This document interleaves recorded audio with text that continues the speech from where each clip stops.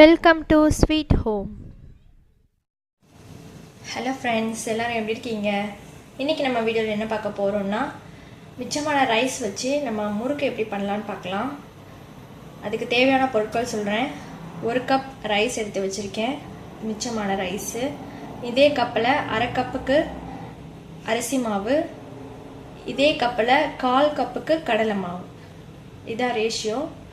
எடுத்துக்கோங்க. தேவையான அளவு உப்பு, கொஞ்சோண்டு சீரகம், ஒரு பிஞ்ச் பெருங்காயம், கொஞ்சம் எண்ணெய். வாங்க நம்ம இப்போ எப்படி செய்யலான்னு பார்க்கலாம். ஃபஸ்ட்டு நம்ம இப்போ என்ன பண்ண போகிறோம்னா, இந்த ரைஸ் இருக்கு இல்லையா, இதை நம்ம மிக்சியில் போட்டு 1-2 அரைச்சி எடுத்துக்கலாம்.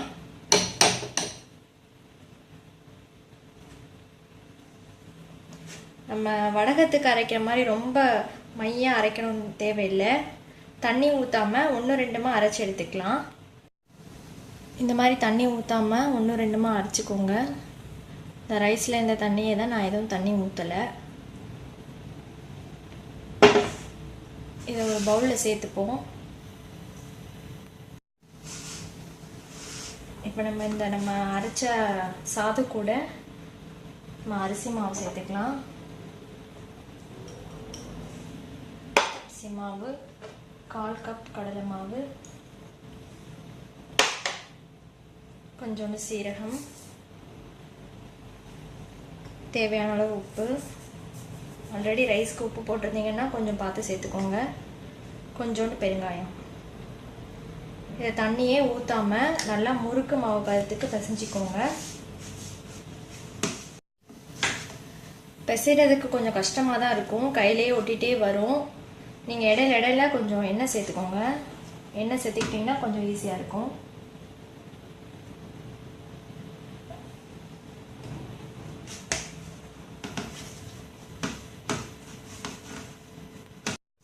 இப்போ நல்லா பிசைஞ்சாச்சு ஒரு முறுக்கு மாவு பதத்துக்கு.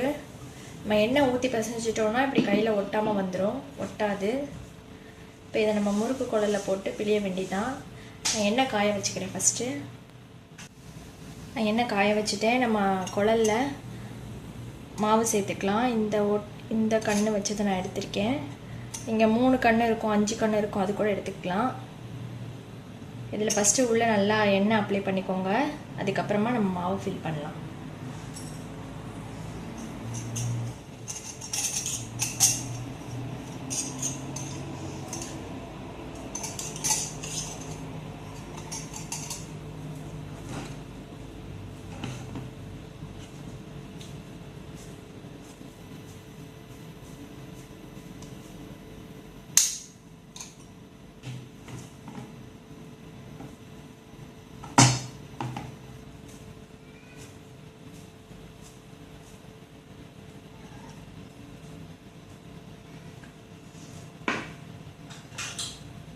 மூடி போட்டு மூடிக்கணும்.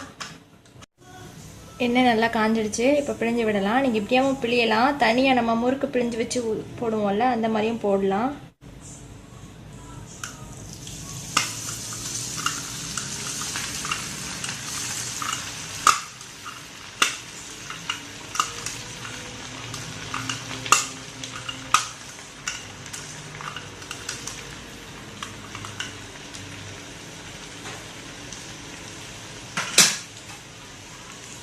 கொஞ்சம் நேரம் வெந்ததுக்கு அப்புறமா திருப்பி விடுங்க.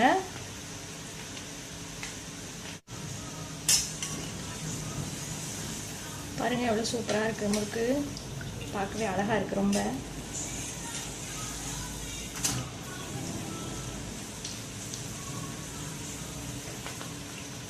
கொஞ்சம் நெருக்கமாக போட்டுட்டேன் நான். கொஞ்சம் அதனால் நல்லா வேகட்டும் சிம்லையே.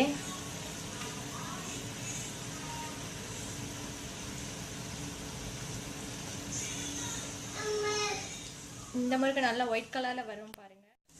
இப்போ நம்ம முறுக்கு ரெடி ஆகிடுச்சு, நம்ம எடுத்துருவோம். பாருங்கள் நல்லா ஒயிட் கலரில் சூப்பராக வந்திருக்கு. நீங்கள் இதிலேயே காரம் கூட போட்டு பண்ணிக்கலாம். சில்லி பவுடர் போட்டுட்டு காரம் முறுக்கு பண்ணுவோம் இல்லையா, அந்த மாதிரி கூட போட்டுக்கலாம். நல்லா கிறிஸ்பியாக நல்லா இருக்கும் சாப்பிட்றதுக்கு. நம்ம முறுக்கு சூப்பராக ரெடி ஆகிடுச்சு. பாருங்கள், நம்ம மிச்சமான சாதத்தில் செஞ்ச முறுக்கு சூப்பராக ரெடி ஆகிடுச்சு. நல்லா மொறு மொறுன்னு சூப்பராக இருக்கும். சவுண்ட் கேட்குதா பாருங்கள், எப்படி வருது. நல்லா மொறு மொறுன்னு சூப்பராக இருக்கும். நம்ம நார்மல் முறுக்கை விட இது வித்தியாசமாக நல்லா இருக்குது சாப்பிட்றதுக்கு. நான் பெரிய பெரிய முறுக்காக பிழிஞ்சிட்டேன். நீங்கள் குட்டி குட்டி முறுக்காக கூட பிழிஞ்சு போட்டு எடுத்துக்கலாம். நீங்களும் இதை வீட்டில் ட்ரை பண்ணி பாருங்கள். எப்படி இருந்ததுன்னு மறக்காமல் கமெண்ட்ஸை சொல்லுங்கள். இந்த வீடியோ உங்களுக்கு பிடிச்சிருந்ததுன்னா லைக் பண்ணுங்கள், ஷேர் பண்ணுங்கள், உங்கள் கருத்துக்களை கமெண்ட்ஸ் பண்ணுங்கள். இதே மாதிரி வீடியோஸ் தொடர்ந்து பார்க்கணுன்னா சேனலை சப்ஸ்கிரைப் பண்ணிக்கோங்க. தேங்க்யூ.